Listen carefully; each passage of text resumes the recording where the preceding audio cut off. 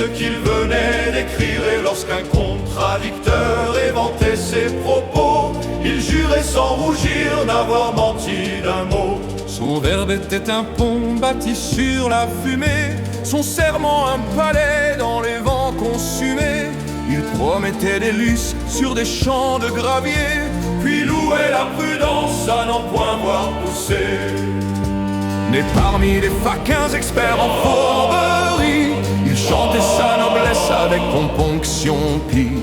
Là où son souvenir montrait quelques lauriers, les témoins retrouvaient un bâton familier.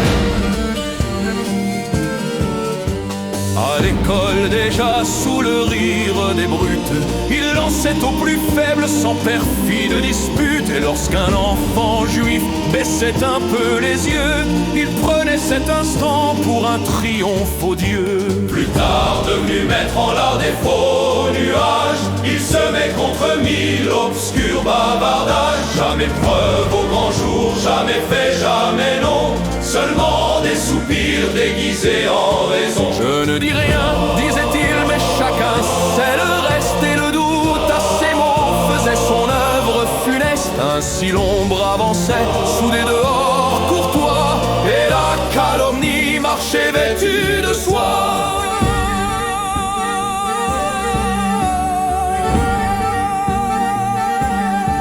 Son public, bon troupeau d'espérance affamée, le portait sur ses bras comme une renommée. Lui comptait des écus derrière un rideau noir, tandis qu'au loin sonnait un mystérieux tiroir. Mais leur secret possède une étrange manière de parler dans la nuit plus fort qu'une clairière. À chacun de ses pas, par un sort peu commun, on croyait entendre son chaudron sur le chemin.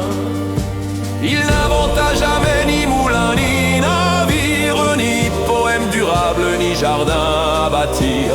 Il vivait du travail des vivants et des morts, comme un lierre poli qui remercie le tronc.